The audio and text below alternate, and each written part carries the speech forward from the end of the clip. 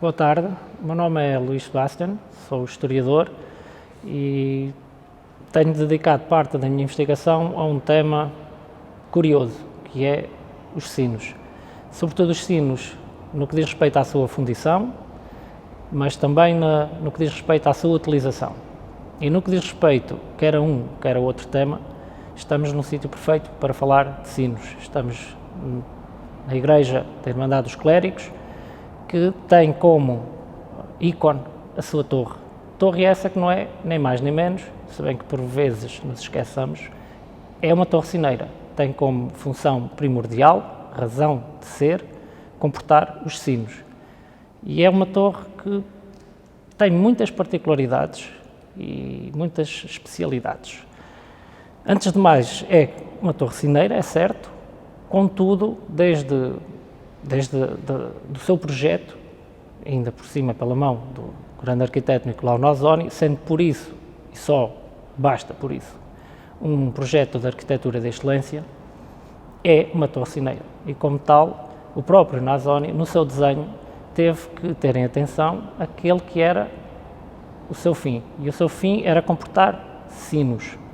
Contudo, também aí, e já aí, é muito particular a história desta torre, uma vez que ela é uma torre sineira, contudo, no seu desenho, ela comportava vários níveis de sinos. À escala de uma torre que é de grande escala, ela comportava no seu topo o campanário, típico, para comportar os sinos de utilização litúrgica. No entanto, a meio do seu corpo, já no projeto inicial, ela contemplava, certamente, um carrilhão. Um carrilhão, estamos a falar de um conjunto de sinos afinados que permitem a execução de uma peça musical. Completamente diferente de um conjunto de sinos apenas para toque litúrgico.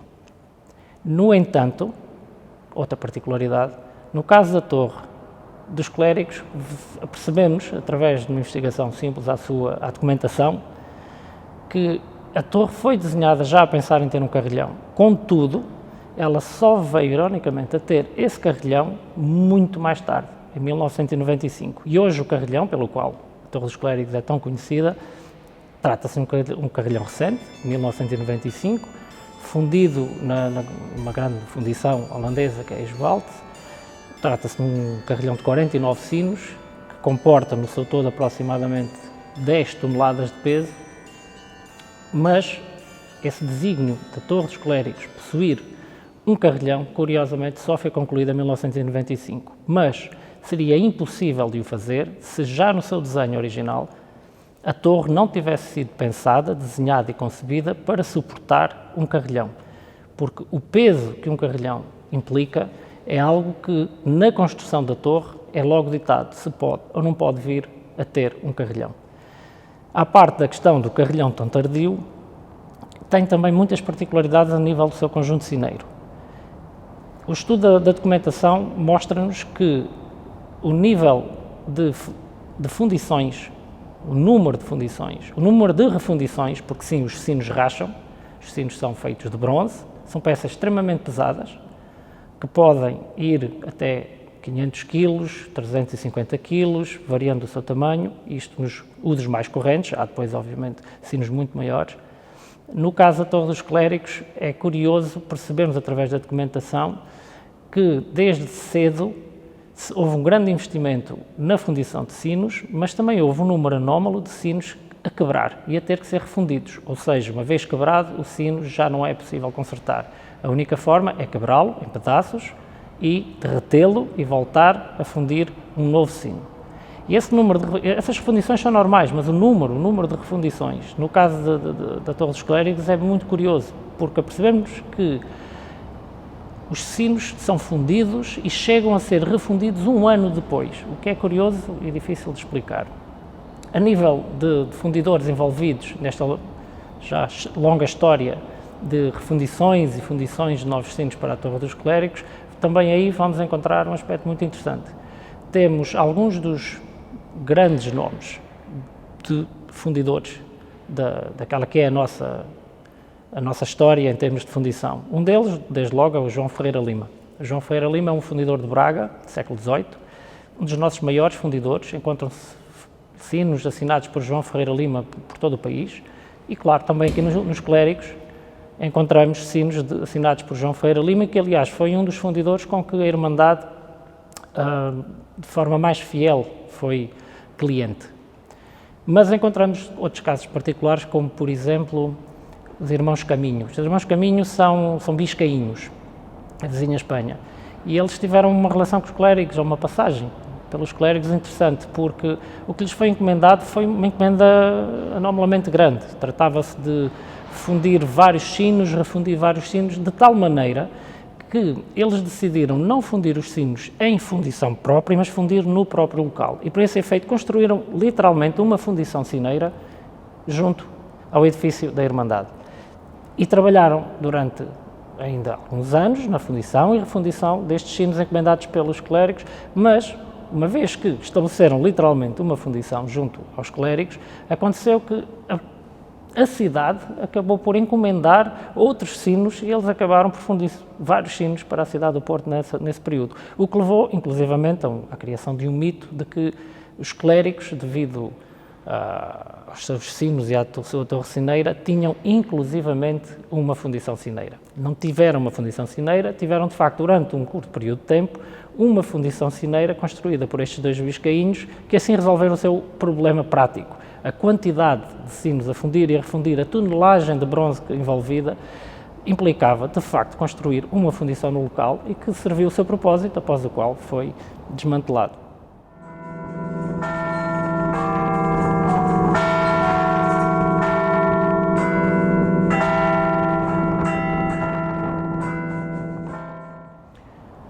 Mas, a par dos sinos fundidos pelo nosso grande fundidor João Ferreira Lima e desta interessante passagem pelos Irmãos Biscainhos Caminho, temos também um sino de Luís Bernardo Aranha, e esse é particularmente interessante porque se trata de um fundidor sobre o qual ainda pouco sabemos.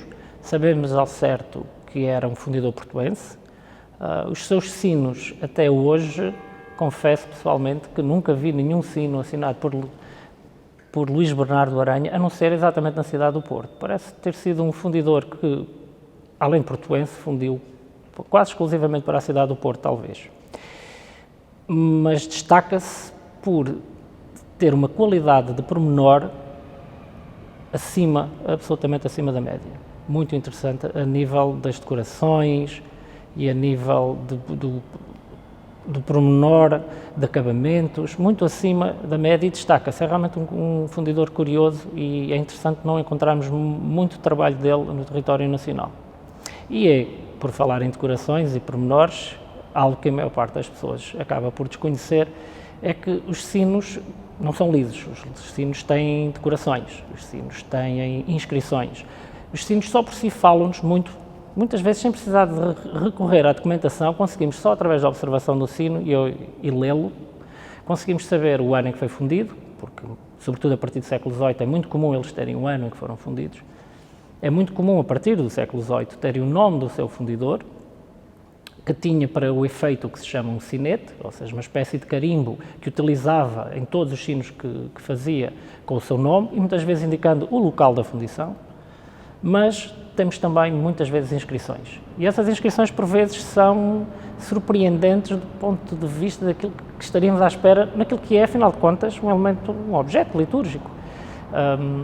Temos, por vezes, inscrições verdadeiramente profanas. Há registro, inclusivamente, de se encontrar inscrito em sinos anedotas, por exemplo. Neste caso da Torre dos Clérigos, o seu conjunto sineiro nesse ponto de vista, não é particular.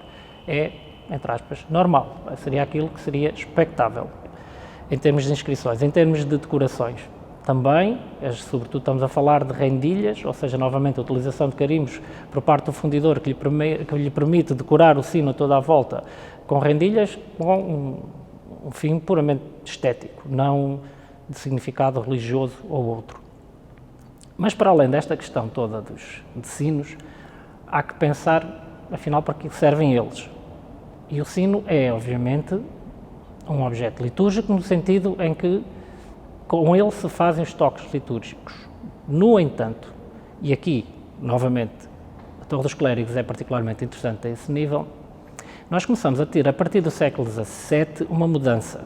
E isto é algo que nós também normalmente não temos muita consciência. O tempo, até ao século XVII, é sobretudo um tempo telúrico, o tempo da Terra, o tempo do Sol. Não é o tempo mecânico que nós hoje, homem moderno, estamos habituados. O nosso tempo é um tempo mecânico, dividido em 24 horas o dia. E a hora dividida em 60 minutos, e o minuto dividido em 60 segundos. E cada segundo é igual, e cada minuto é igual. Isto para nós é óbvio. Mas a contagem mecânica do tempo é algo que hoje é aquilo que nós entendemos como absoluto, no entanto, não foi sempre assim. Até ao século XVII não temos um tempo mecânico, temos um tempo natural, o tempo da Terra, o tempo solar, nem todos os minutos são iguais, nem todas as horas são iguais. E o que acontece no século XVII? No século XVII, basicamente, é uma revolução técnica que leva a uma revolução de mentalidade. Ou seja, com o aparecimento, mas sobretudo, a partir do século XVII, com a vulgarização do relógio mecânico, começa-se a dar a contagem mecânica do tempo. E ele começa a entrar no nosso dia-a-dia, e as pessoas começam a reger a sua vida por um tempo que é mecânico. Claro que no século XVII não temos relógios de pulso, nem relógios de bolso. Os relógios são todos relógios de torre, e são as torres das igrejas que começam a receber estes relógios mecânicos. E são estas torres que começam com o seu toque a cada hora, cada meia hora, que começam a reger o tempo dos habitantes da cidade. E a Torre dos Clérigos, nesse aspecto, teve um papel muito importante e muito desconhecido na vida do portuense. Ou seja, a partir da construção desta torre, ela de imediato, logo no desenho de Nicolau Nasoni, ela é pensada para ter relógio. E, inclusivamente, no seu desenho, ela tem uma coisa que na altura não é assim tão vulgar. Ela tem 4 mostradores. Os relógios iniciais de torre nem sequer têm mostrador, como nós o entendemos hoje. A hora era marcada pelo som do sino, ou seja, o relógio mecânico, ao chegar à hora, acionava um martelo mecânico que tocava no sino e era um sinal sonoro. Os cidadãos da cidade, os habitantes da cidade, sabiam a hora ouvindo o toque do sino. Só mais tarde começamos a ver a vulgarização do mostrador como nós o entendemos hoje, com ponteiros, com horas, em que eu posso olhar e ler as horas, independentemente do toque do sino. A Torre dos Clérigos é muito interessante também a esse nível. Nasoni desenha 4 mostradores. E isto é extremamente importante se pensarmos que na época não é vulgar. Porquê desta opção? Porquê deste esforço acrescido? Uma torre cineira desta dimensão, numa irmandade com estas características, parece ter havido desde o início, uma hipótese, mas parece-me ter havido logo desde o início a intenção de, com a construção desta torre, contribuir para a orientação do tempo da cidade. Ou seja, a partir da sua construção, os habitantes do Porto começam a reger a sua vida, em grande medida, pelo toque dos sinos desta torre, que contava o tempo, marcava o tempo. Ela, além de ser extremamente alta e o seu som propagar-se toda a cidade, ela já está num ponto privilegiado em termos de topografia da cidade. É vista de quase toda a cidade, pelo menos a cidade de então, e ouve-se em toda a cidade, pelo menos a cidade de então. E além desta questão dos mostradores e do relógio mecânico, novamente a particularidade. Ela foi pensada desde o início para ter carrilhão, como vimos, mas também desde o início para ter um relógio. Claro, tem 4 mostradores, desde a sua origem, desde o seu desenho, mas curiosamente nunca teve relógio até já bastante tarde, até já 1833, estamos a falar do contexto da extinção das ordens religiosas, em que é reaproveitado o relógio, neste caso o Convento dos Loios, e finalmente a torre recebe o seu primeiro relógio mecânico. Mais tarde, já em 1929, que foi substituído por um relógio, neste caso modelo Hércules, de um grande relojoeiro do Porto, Andrade Melo. Mas é curioso, novamente, o carrilhão chegou muito mais tarde, mas ela foi pensada para ter carrilhão. O relógio chegou muito mais tarde, mas ela foi pensada para ter relógio. E esta marcação do tempo acabou por se tornar a normalidade do portuense. Ou seja, a maior parte dos portuenses, de uma forma ou de outra, regia o seu tempo, o seu dia-a-dia, a sua azáfama, através do tempo que lhe era comunicado pela Torre dos Clérigos. E esta seria, talvez, a forma mais permanente que a Torre dos Clérigos, desde a sua construção, teve de marcar presença na vida dos habitantes da cidade do Porto.